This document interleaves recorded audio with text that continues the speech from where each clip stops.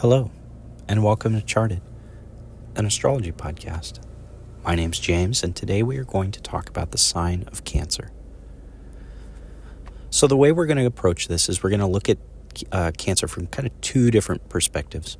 The first is that we're going to understand the sign based on the components that it's made from. Right? So we'll look at the element, the modality, the ruler. The other way we'll look at Cancer is we'll look at it through the houses. And what I mean specifically is we're going to set Cancer to the first house. And then using the whole sign system, whole sign house system, we will look at how the other signs describe Cancer. And the reason that we can do this is because the zodiac is static. Right? What do I mean? I mean that Cancer is always going to be in the same relationship to the other signs, no matter where you put it in a chart. Right? Cancer will always be opposite to Capricorn. It'll always be square to Libra. It'll always be trine to Pisces. It'll always be sextile to Taurus. Right? Those relationships never change. You can put Cancer in the first house, the 11th, the 8th, the 4th. Right? No matter where it's at, those relationships stay the same. So because of that, we can use the whole sign house system to get a sense for how do the other signs interact with each other. I've looked at it in this way in the previous 3 episodes, looking at Aries, Taurus, and Gemini. So we'll continue this trend. If you haven't done this before or looked at it that way, it's a very good way of helping to understand why the signs operate the way that they do. In addition to getting a little more depth than just simply looking at the components. So, moving back to Cancer, let's dive in. Let's figure out what it's about. So the first quality is that Cancer is a nocturnal sign. In astrology, nocturnal is equivalent to feminine, or at least as far as the signs are concerned. So what does feminine mean then? Cancer being a feminine sign. It means it's internal looking or internal oriented. It wants to move inward. It wants to look inward in its orientation. This has 2 applications. Number 1, obviously the inward part means it's trying to look at what's inside of something rather than what's outside of something. Its orientation is kind of faced towards the center. The second aspect of this is as things move towards the center, they cluster. And as things cluster, right, they become a group. So that means then the feminine dynamic is one that is group-oriented or collective in its nature. So Cancer is going to embody traits that are both collective and inward-oriented. The next thing, Cancer is a cardinal sign. The cardinal modality is about proactive initiation. Cardinal signs want to start things. They're always the beginning of a season, right? In the case of Cancer, it's going to be the beginning of summer, or at least in the northern hemisphere, it will be summer. So Cancer is a sign that's going to want to start things, effect change, take action when something needs to be done. But it's going to do that in a way that's feminine, right? Inward looking in its orientation. The next quality is that Cancer is a water sign. Right? What is water about? I think the easiest way to understand water is first look at its opposite, Earth. Earth is about the physical world, right? We have physical bodies, we have physical senses, we have material things that we gain and acquire and do in life. So Earth is about the material world, the physical world, which means water being its opposite, water is going to be about the non-physical world. What does that mean? It means it's going to be about things that are unseen. It means it's going to be about things that are intangible. So what would that imply? Number 1, it's going to be the ways in which we feel or sense things. Much like with the earth signs or with the element of earth, we have physical sensations that we can, right? We feel, we sense, we can see, we can hear, we can smell. We have our physical senses. In the same way, the water element has its own senses. What are those? It's going to be feelings, emotions, It's going to be intuition, right? I don't know what you'd call that beyond maybe kind of a psychic ability. This ability for us to intuit something, to know something, even though there's no real rational or logical reason. It's also going to be our ability to connect to things. Humans are interesting in that we are individual, but also a herd species, a group species. We want to connect with each other. And the connection we have, we can talk, we can communicate, but the thing is we have something inside of us that connects us on a deeper level. And that connection, or that connective process, is a water component. It's the water element, right? It's that wanting to connect to things. Another aspect is water is going to represent spirituality. Right? Why? Well, the spirit world is a world that is what? Unseen. So again, it's our ability to connect to spirit or have some spiritual essence within us. And I'm personally of the opinion that we are spiritual beings. Right? We're more than just a body of flesh and bones.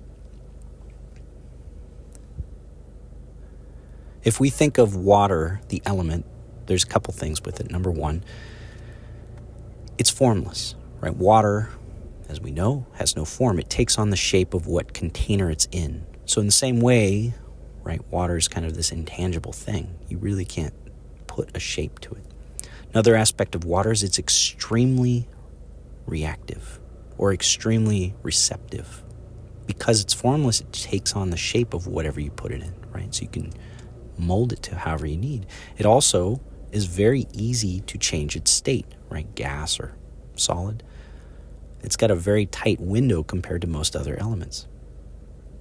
Or I guess compounds, or I don't know, I'm not a chemistry person. But it's very reactive. And this receptivity of water, right, is a deeply feminine trait. So water is a very feminine element. It's the most feminine element, right? We saw with Aries, fire is the most masculine. Water is going to be the inverse, the most feminine. Because it's both very receptive and reactive, but also very, connective. If you think of sand, right, sand grains, you can have them in a bowl and they'll kind of stay together or whatever. But if you just dump them out, they just spread everywhere, right? Sand on its own, earth, it's not connected really. It's a lot of individual grains. But the thing is, you add a little water to it and what happens? Suddenly that sand and water combine and they bind together. They form mud or clay. So water has the ability to connect things, right? It's a connective process, which means water, again, is picking up on this collective nature. For things to be collective, they have to connect in some way, and water is that connection for us.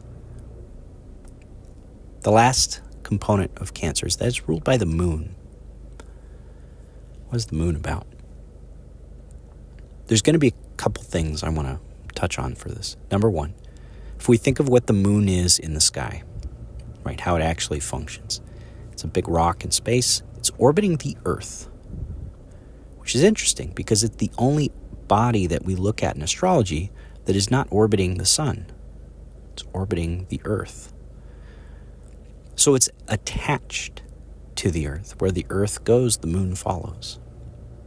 So attachment is going to be a key component of what the moon represents, right? Which we already see connections with water.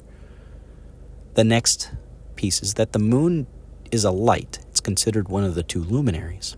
But the thing is, the moon's not like the sun. The sun is bright because it's a star, right? It's got nuclear fusion going on inside of it, producing tremendous energy. That energy obviously comes out in the form of light and heat and so forth. But the moon is not like that. It's a ball of rock. And yet we can see it very brightly at night. The moon actually has its own kind of light that it casts. If you can ever go somewhere under a full moon with no light pollution, it's pretty interesting. But where does that light come from? It comes because it's a reflection of the sun. So in the same way, the moon for us, what it represents is our own reflection. What do I mean? Well, as we move through life, we have experiences. And what happens when we have experiences? We react to them, right? There's something from inside of us that's reflected outwards, right? We have a response. The easiest and kind of most surface level way we see this is through emotions, right? Somebody says something, and what happens? We have a reaction. There's a reflection of our inner world that bubbles out.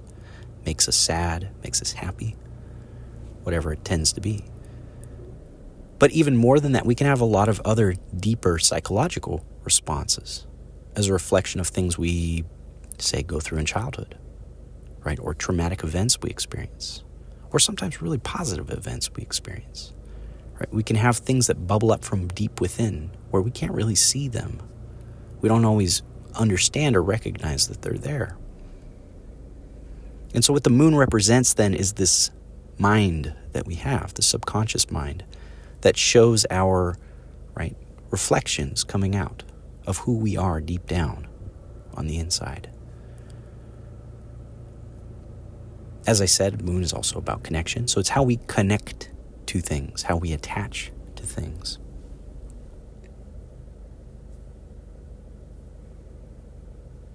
And finally, the moon is going to be about the mother, right? And mothering is just a combination of kind of what we've already mentioned here, of connecting and so forth. But the moon is usually associated with the mother, much like the sun is associated with the father. And what does a mother do? She nurtures. Again, that has to deal with connection, attachment.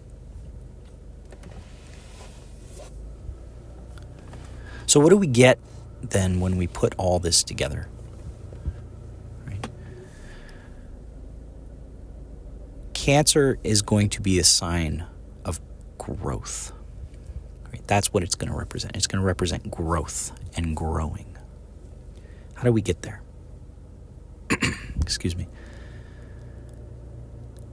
So if we think about the different components, right, we're inward oriented, feminine, right? We've actually got a lot of femininity with Cancer because we have water, we have a nocturnal sign, and then we also have the moon, which is a very feminine planet. But all that femininity is balanced by one thing, by the cardinal nature.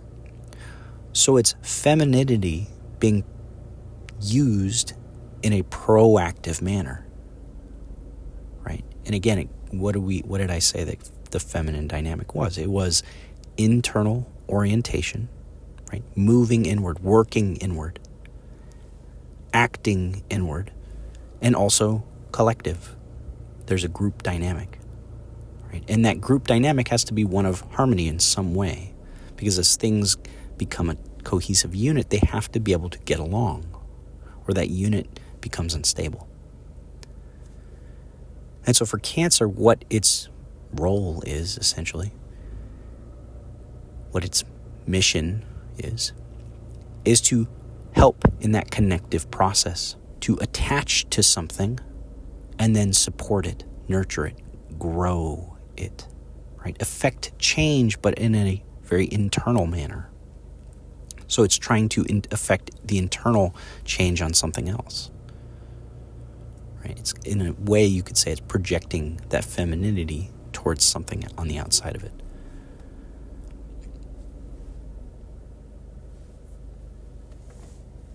I like to think of Cancer, in a lot of ways, Cancer really is just the sign of mothering, and using the archetype of a mother and a child and how that dynamic works is really going to explain Cancer extremely well. Much like in the previous episode I mentioned as an example for Gemini, looking at dialogue. By looking at how a dialogue is, what all the aspects of that are, you can really understand Gemini in the same way we can understand Cancer by using the example of a mother and a child. So let's unpack this. What's the basic dynamic of a mother? Right? Obviously, it wants to feed the child, but a child is what? It's helpless. Right? When a baby's first born, it can only do one thing, or two things really: eat and poop. I guess sleep also. But that's it. It can't do anything else. It can't crawl. It can't talk. It can't defend itself. It can't walk. It doesn't even have control of its motor function, really.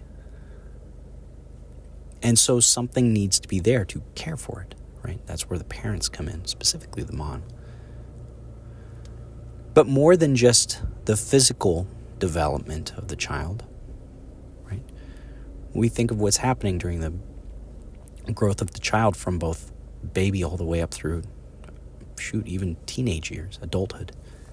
The brain is constantly developing. The inside world is constantly developing. Which means what? It means the mother has to constantly attend to the child and constantly develop things that are not just physical in nature. The physical is going to happen so long as the baby has food. As long as the child has food, the physical growth happens regardless of what the mother does. So that's where this internal change comes in. Right? Am I raising the child in a way in which it's getting its internal needs met? Those water needs met, right? The mind met, those connections, those intuitive things, those emotional needs.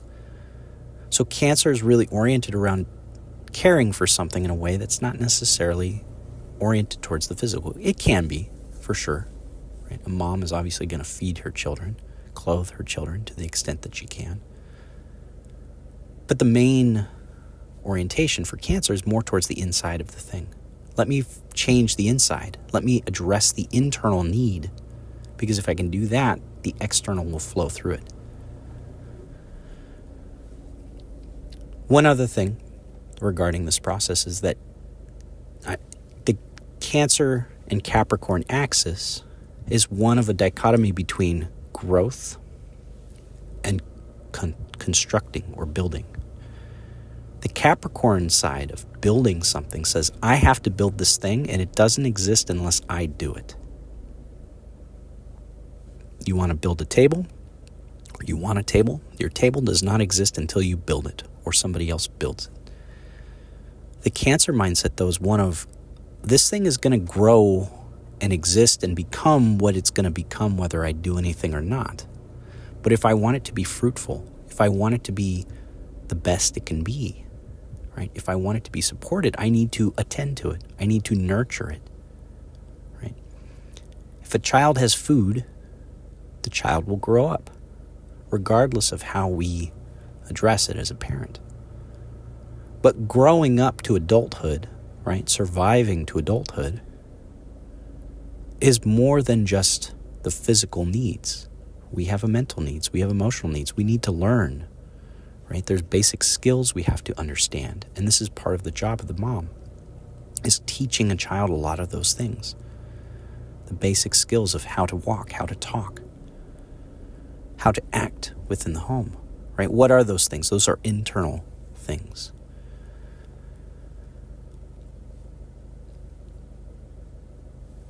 Going back to how we can see this dynamic, Cancer or a mother is very attached to the child, especially early on, right? When a baby's first born, the baby can't do anything. So you have to have it attached to you, essentially, right? Even for feeding, right? Typically speaking, we breastfeed. Obviously, in modern day, we can do formula or bottles or whatnot. But traditionally, right, you would feed the child. It's physically latched onto you.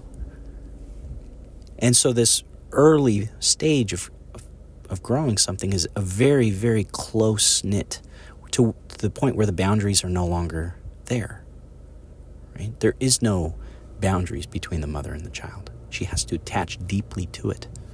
So Cancer's nature is to attach to something very deeply that it cares about. And then from there, what? To pay attention, to attend to it. And part of that aspect is attending to it in a way that's intuitive. Cancer is a deeply intuitive sign. Why? Again, think of what the mother has to do. You have a child, the baby can't talk. It can't explain its needs. And so the mother has to intuit those needs. She has to get in tune with the child, connect to it, and understand it in a way that's not physical. And this is the nature of Cancer, to look at something, to connect to something, and then begin to understand it very intuitively, very emotionally.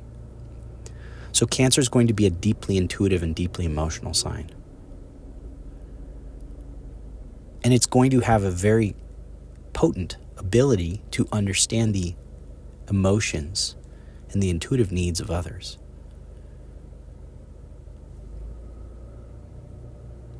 Another aspect is Cancer is very protective. Again, when a baby's first born, they're very vulnerable, right? Subject to disease, right? They're very soft. Bones haven't really hardened yet. So it's easy for them to get injured, easy for them to get sick, right? There's a lot of things that can be a potential danger or potential harm to them. And so how does a mother act? She's protective. Right? She's not going to let the stranger come up and touch her baby. She's not going to keep the baby outside where she raises it. No, she's going to go into the privacy of her home. She's going to keep it safe, tuck it away. And Cancer has that same mindset of being very closed off and protective, right? It's trying to care for something in a very intimate way. And that level of intimacy requires that it has privacy. So as a result, Cancer is going to be a sign that's very protective, number one. And number two, very closed off. It's not going to share. It's going to keep things close to its vest. So if you have Cancer placements or you know somebody with Cancer placements, they're typically going to be hard to get to know because it's trying to protect something that's very special to it. Cancer also is going to have a very risk-averse way of moving. While it is proactive, it's going to do so in a way that's very intuitive and meandering and avoiding of danger. So it's going to typically take or prefer the longer, slower, safer path rather than charging through. Now, one other aspect of Cancer is that it's going to move through life in a very intuitive way. Again, it kind of harkens back to what I said about the mother having to be coming in tune with the child, right? Intuitively understanding what the child needs. That's how Cancer operates. It's not like Aries. Aries sees a goal and says, I got to go get this thing. And it walks forward regardless of what's in front of it. Right? That's the Aries hyper-masculine mindset. But in the case of Cancer, it says, I feel that this is the right way to go. I intuit that that's the right way to go. So it has to get in connection to its goals. It has to really get in tune with its own sense of feeling and intuition to kind of know where it needs to go. This can lead to it seeming a bit irrational or a bit, I would say it can lead to it being frustrating at times in certain ways. But there's a rhythm to it. And Cancer is naturally a very rhythmic sign. Right? The moon is rhythmic. It's constantly changing. You see it for a while and then you don't. And then it comes back again. And it's the same cycle. But that cycle is always changing. So Cancer is a sign that's constantly changing, constantly moving. But it's got a rhythm to it, at least at its best. So to kind of sum up these qualities, we have Cancer being a very protective sign, a very closed-off sign. We're very risk-averse. It's not quite safe and stable like a Taurus is, but rather it's kind of seeking that out. Why? Because it's trying to protect something. It wants to move around and slowly pick things up and put them in its things that it finds, that it attaches to, and then it pulls them in and keeps them close where it can take care of them, where it can support them, where it can nurture them, and slowly change them on the inside to become something better, to grow them into something. Right? And that's kind of the Cancer mindset, the Cancer way of doing things. So let's look at Cancer through the houses then. So the first house we want to start with is going to be the fourth house. Why? Well, the fourth house is going to represent our private self, our home, our family. It's our internal world, which means it's the engine. It's the driver. It's why we do what we do.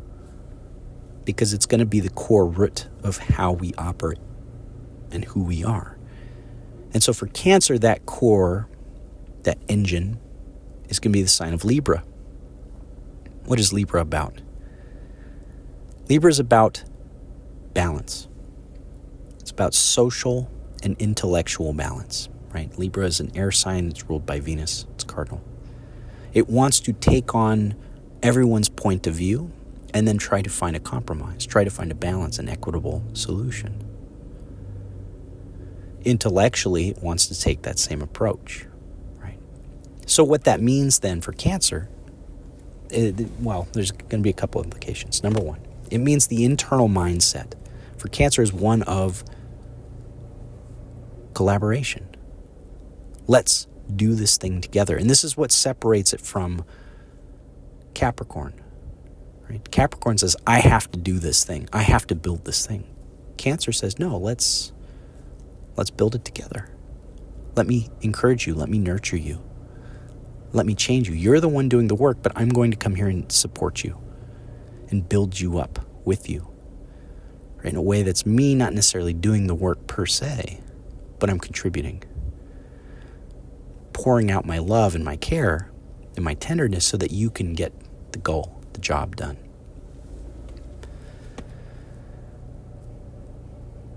Another aspect is Libra's ruled by Venus. Libra's a very, maybe not safe, but it's a very peaceful sign. Right? It's harmonious. Excuse me, I'm still fighting a little bit of a cough. Libra's a very harmonious sign. Right? It wants that social cohesion. And so the internal mind for Cancer is one of, I want to find peace. Right? I want internal peace, internal balance. Which means what? Well, I said that Cancer is cyclical. It's rhythmic in its movement. It's changing constantly. It's a water sign. All the water signs are constantly changing. But with Cancer, there's a regulation there, or the ability to have a regulation. Why? Because the internal mind says, I want to be balanced. And so what that means is that Cancer tries and does its best to regulate its emotions. So more than any other sign, Cancer's really good at regulating how it feels. Outwardly, I know stereotypically, people will tend to see a Cancer or Cancer placements as very emotional. But that's because they're feeling things. Cancer has to feel things because feeling things is how we actually deal with emotions. If we just shove them down, right, they don't process. That's not regulating. So Cancer is very good at regulating itself, especially if it's got a good moon. So the internal mindset for Cancer is one of let me regulate. And why is this necessary? Well, it goes back again to the mother and child. Right, archetype. Part of mothering the child is not just feeding it, not just knowing and intuiting its needs, but also having a well-regulated system. Children are sponges. They pick up on things kind of in psychic, intuitive way.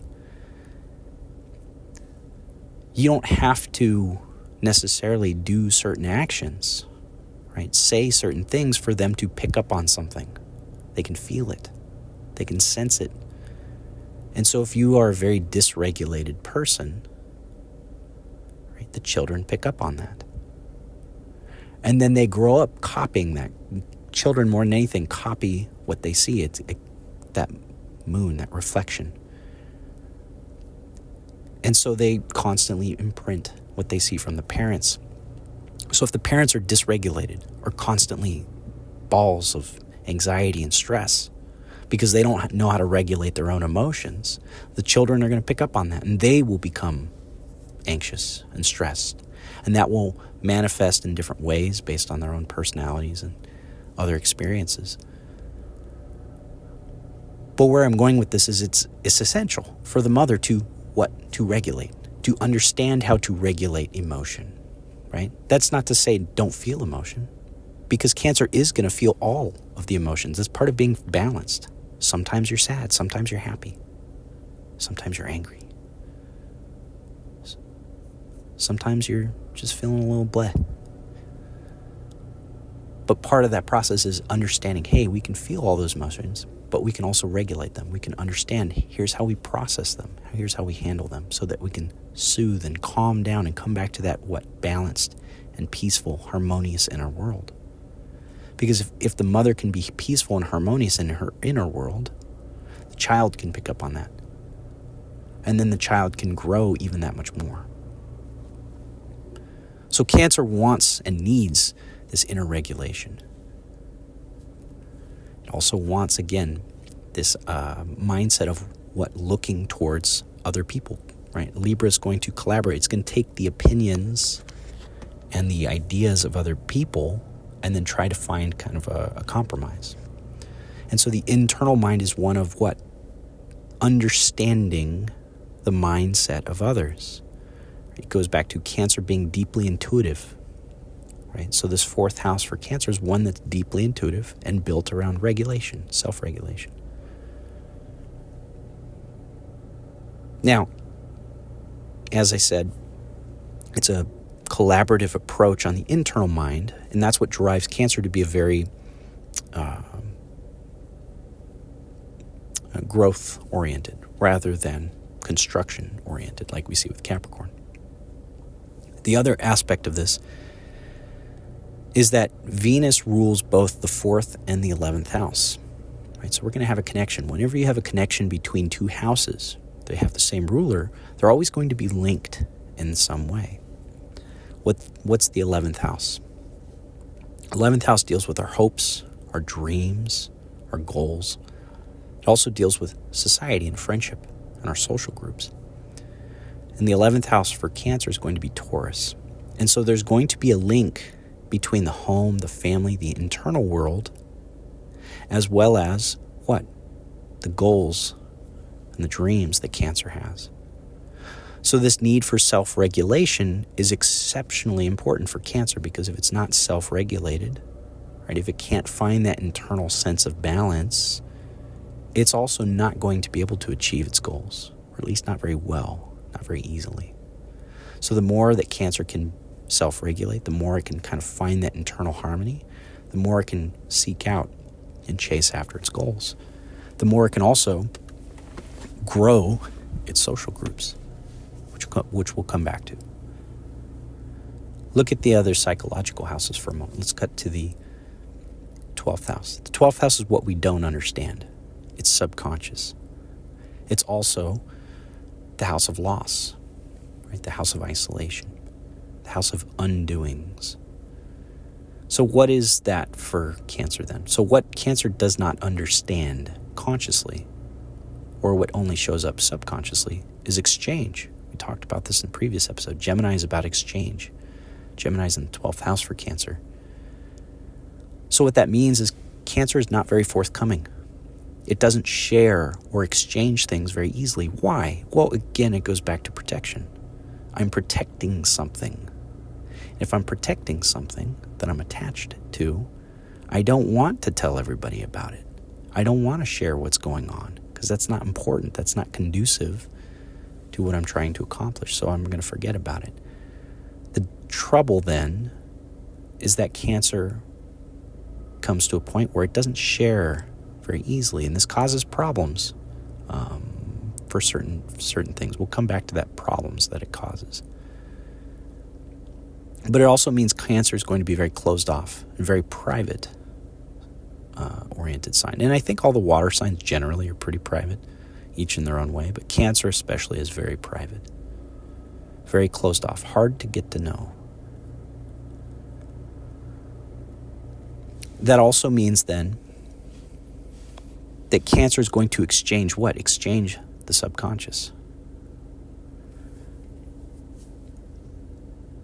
That kind of ties back into what I said about intuitively, right? It's going to pick up what something it's talking to or something it's connected to needs, right? That's that intuitive and emotional guidance that Cancer has, the ability to connect to something and understand it intuitively. And so what Cancer is exchanging, it all happens on a very subconscious level. Right? Again, that goes back to its intuition. If we look at the 8th house is Aquarius. Aquarius is about social structures, intellectual structures. It's how we organize the mind, how we organize society. That means it also represents the boundaries of society and all the compartmentalization we do in our own heads. The 8th house is danger. It's what we repress. It's what we hide, because it's not safe to be that thing. The 8th house also deals with intimacy and other people's resources.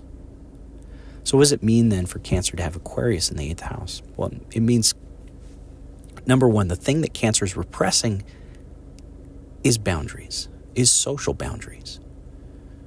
Why? Well, Cancer is a mother, right, in the way it's acting. And a mother is what? It's attached to the child, or rather the child's attached to it. There is no boundaries between the mother and the child. If anyone listening is a parent, you know, when the kids are young especially, there are no boundaries.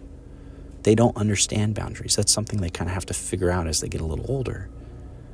And certainly contribute to that, teach them that. But when they're very little, especially as a baby, there is no boundary, right? There can't be. Why? Because if there is, you can't really grow the child. You can't really raise the child. So for Cancer, then, it has to repress a sense of boundaries. Aquarius is also about our social responsibilities, which means then that Cancer has a social responsibility towards what? Towards intimacy, right? Towards being intimate with something. So the responsibilities we're going to see for Cancer are all oriented towards connecting to stuff. It's really the basis of what it wants to do, is it wants to connect. Because it feels, in some ways, responsible for that.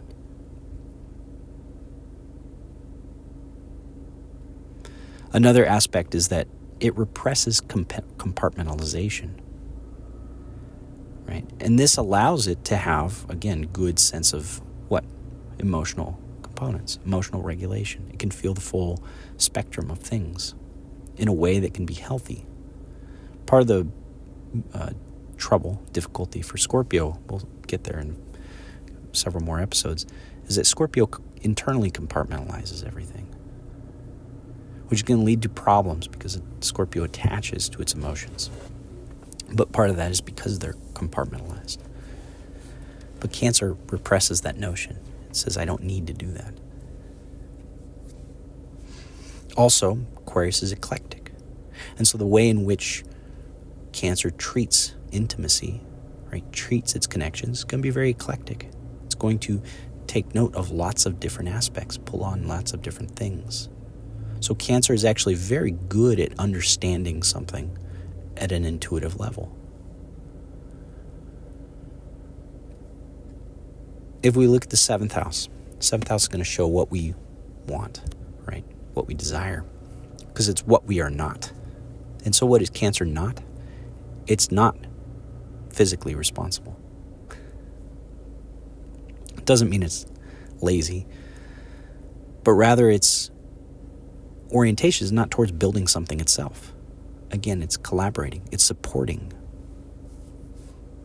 Cancer wants to contribute. It wants to build somebody else, but not itself. It doesn't want to be the builder. But then that also means what Cancer desires is something to be built, right?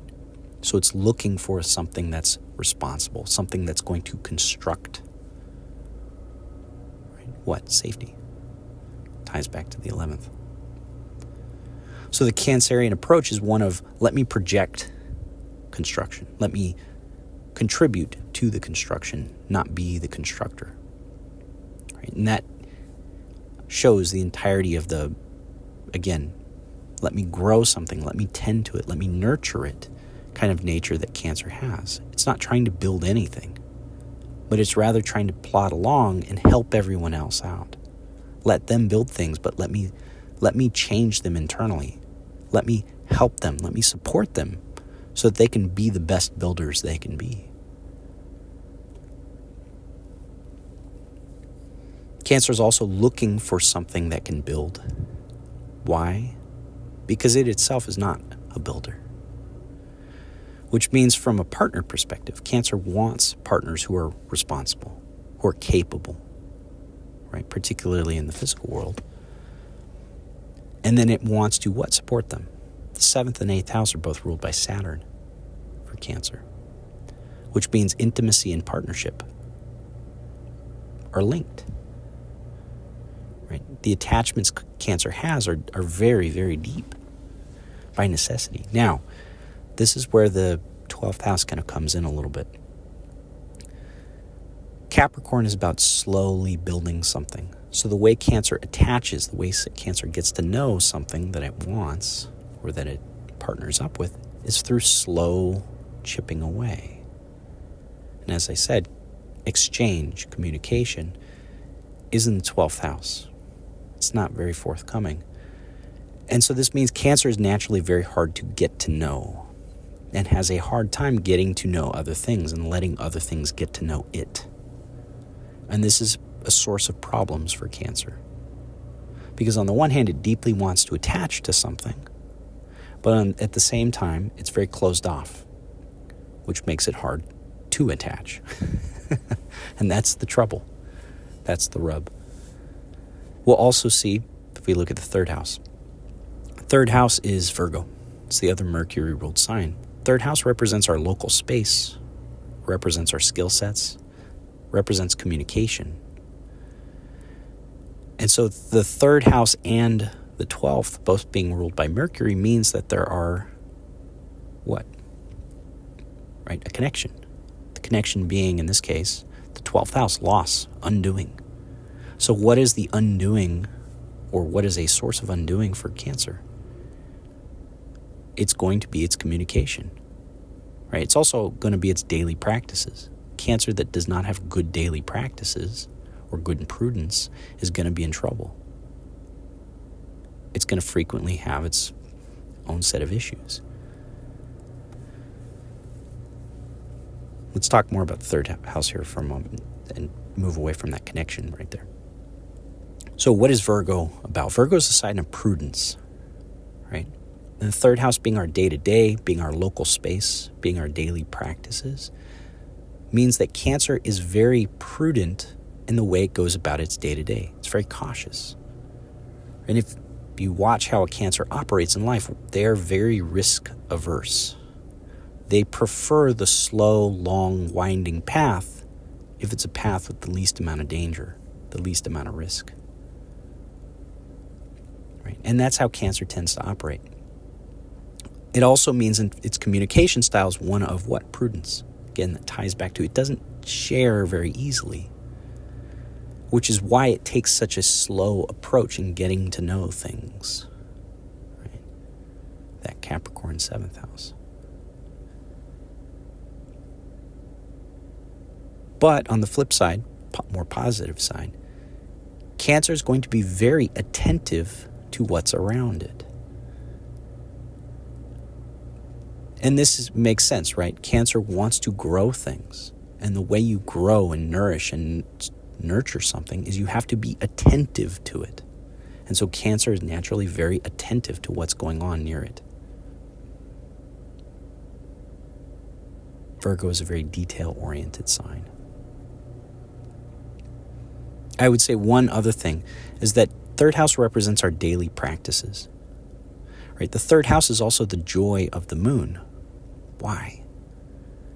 Because the moon is constantly changing and yet is pretty much the same, right? We know what to expect. There's a rhythm to it.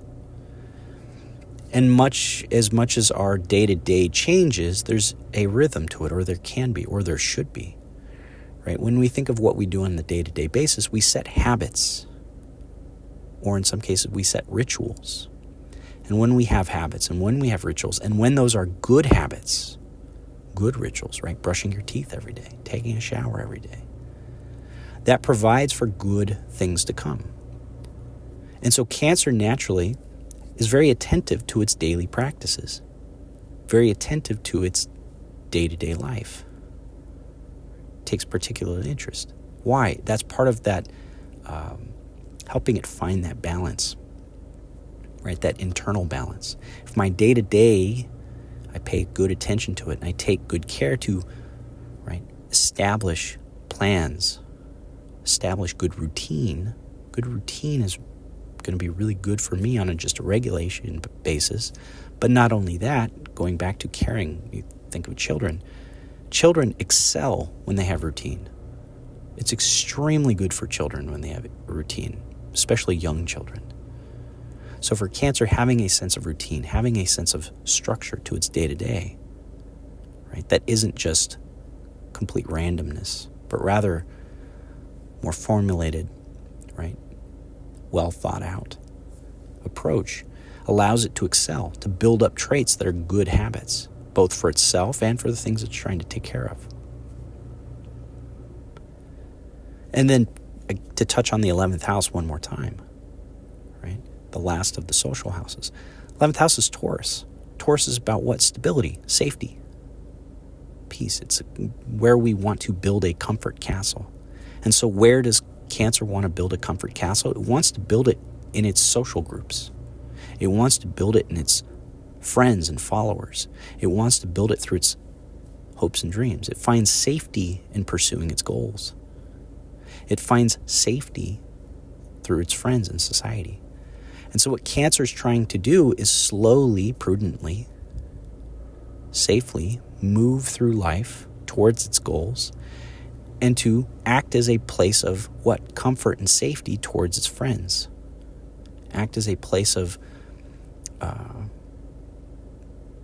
nourishment towards its followers, to the people it cares about. One of the things when I first started learning, I kind of use this analogy a lot. Because Cancer, the sign for Cancer is a crab. And what Cancer kind of does as a crab is it's walking around through life finding things that it appreciates, things that it enjoys, right? Things that it's passionate for, that it wants to care for, and putting them inside of its shell. And that shell is kind of like the 11th house. It's where we collect things. And so Cancer collects things that it can care for, right? Collects people that it can care for. And as it grows, its shell kind of grows, right? It puts more and more things, more and more people within that shell that it can grow and tend to and nurture and help them succeed. Because Cancer is all about supporting other people. We see this very specifically in the second house. Second house is support systems. It's our values. And so what is it that Cancer values? What is it that Cancer is about? Well, it's got Leo in the second house. Leo is what? Leo is the sign of self-expression. So Cancer self-expresses through support, being the support. Cancer is the ultimate sign of support. Its whole identity is based around how can I support somebody else? And it does this through what? Through connecting, through becoming attached to them, and then supporting them, nourishing them, growing them.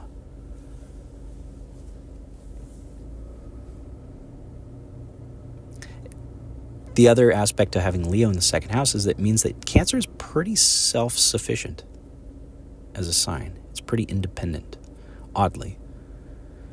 And that's part of why it wants, if you look at the seventh house, why it wants to find a partner that's responsible, want to find attachments that are responsible, that can grow, that it can contribute to, but that are capable of building things on their own.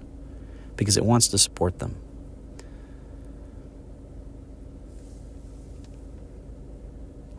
If we look at the sixth house, sixth house for Cancer is going to be Sagittarius.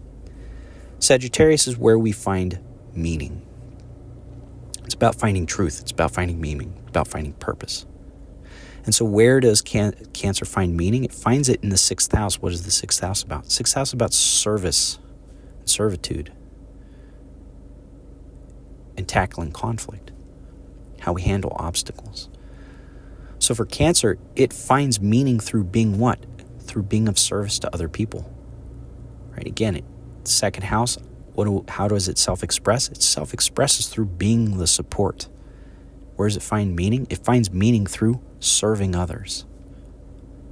Cancer's whole identity is wrapped up in let me attach so that I can build you up, so that I can help you grow, right? So that I can grow you.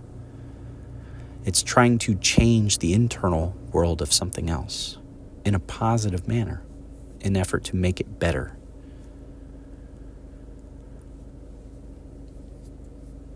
Sixth house also, right, as I said, is about how we handle conflict or how we handle obstacles. And the way Cancer does it by looking at the big picture. Sagittarius is about the big picture, right? If you're trying to find the meaning of something, you're not really caring about all the little details along the way. You just want the essence of it, right? The big picture of something. And so Cancer wants to take a big picture approach to the way it handles conflict. What does that mean? It means it's looking at what the goal is, right? Again, it's trying to grow something. If I plant a seed, I know that the ultimate goal is to make it a tree. So then I can ad-lib, I can be free to roam around within that, knowing, hey, as long as I get to the goal, I have a little bit of freedom here, a little bit of independence in how I handle things. I don't have to have this tight-knit plan necessarily in terms of the conflict, in terms of the obstacles.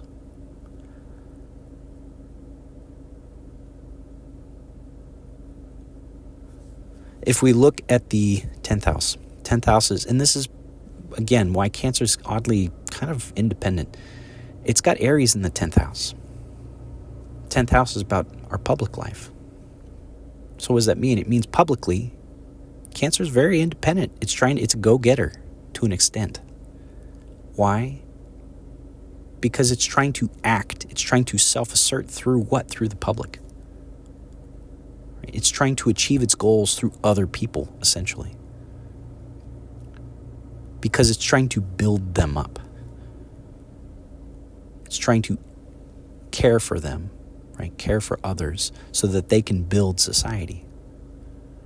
So its sense of kind of self-action, self-assertion comes through what? Through its public life. This oddly is going to make Cancer very independent, right? Again, second house is Leo. Its support system, it is the support system, which means publicly it's going to be seen as kind of its own independent force, right? I said Cancer is kind of like this crab walking around putting things inside of its shell. That's kind of how it operates. It's very kind of moving on its own in a lot of ways, carrying its house with it.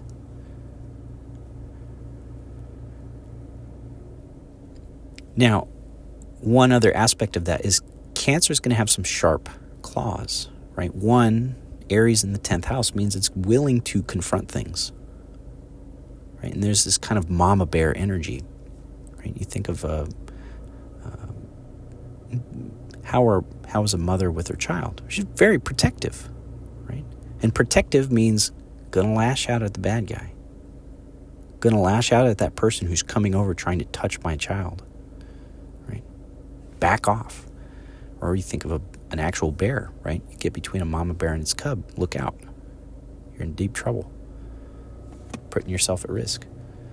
And that's, in a lot of ways, that's Cancer. And that's because not only is the 10th house ruled by Mars, right, Aries, but we're also going to see the 5th house ruled by Mars. Right? The 5th house for Cancer is Scorpio. What's the 5th house represent? 5th house represents our creations, our creative passions, our fun, risk, romance also. But it's about creativity, creations, children. What does Scorpio represent? Scorpio is about intimacy. So what that means is Cancer has an intimate relationship with what? With its children, with its creations, with its passions. And because it's ruled by Mars, there's a tie-in to the 10th house, to its public image. So Cancer is going to be known publicly for what it's passionate about, or known publicly for what it creates for its own children. So Cancer is deeply intimate with the things it finds passion for, and deeply intimate towards the things that it wants to create.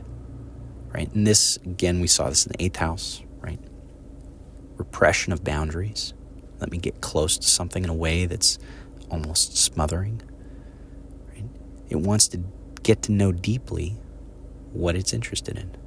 And then from there, it can now care for it. It can be attentive to it. It can grow it.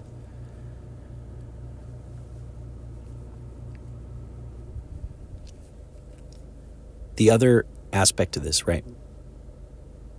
Mars rules Scorpio. Mars rules the 10th house. I said Cancer kind of has claws, and those claws are going to be the 5th and the 10th house.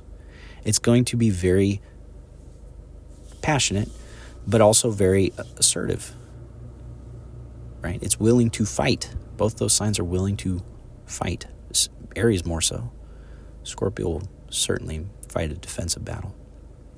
But those are both very ambitious and very assertive signs. And so Cancer is naturally going to be very assertive when it comes to its creations, its creative passions, its children. The last thing is that Cancer has Pisces in the 9th house. The 9th house represents growth, right? It's how we grow, expand our horizons. It's also going to be our worldview, our belief systems. And so what it being in Pisces means is Pisces is about the whole. It's where everything kind of blends together and becomes one thing. And Pisces, more than any other sign, is truly embodies the kind of mutability of water. It just becomes what's around it. So wherever we have Pisces in the chart is where we simply become something. So what is Cancer becoming? It's becoming growth. It's becoming expanding its own horizons. Right? Which means Cancer is constantly growing. Jupiter rules both the 9th house and the 6th house, which means its belief systems, its worldview, is intricately linked to the idea of service, the idea of servitude. Also means that its worldview is one that's oriented towards, right, how it handles conflict, how it serves. So Cancer is the sign of growth. It wants to grow. It wants to become growth. And it wants to grow others. It wants to attach to something, right? That removal of boundaries, that intimate connection to its things it's passionate about. And from there, it wants to attend to it, right? Pay close attention, and then slowly grow it. So to kind of sum up, you can think of Cancer like a mother, as I said, and all the things that kind of come from that. But Cancer is going to be deeply intuitive. It's going to be very good at regulating emotions. It's about emotional regulation. It's going to be a very private and protective sign, but also going to be one that's very caring and nourishing because its orientation is about growing other things rather than building it itself. So it wants to be the support, to come in, to attach, and to raise up and nourish the things that it cares about. So that's it for this episode. I hope you enjoyed or learned something. If you're looking for a reading, I do natal and relationship readings. You can reach me. My email is james@jdastrology.com. You can also go to my website, jdastrology.com. And that's it for this week. Next episode, we'll take a look at Leo. And again, hope you enjoyed this episode and have a wonderful, wonderful week.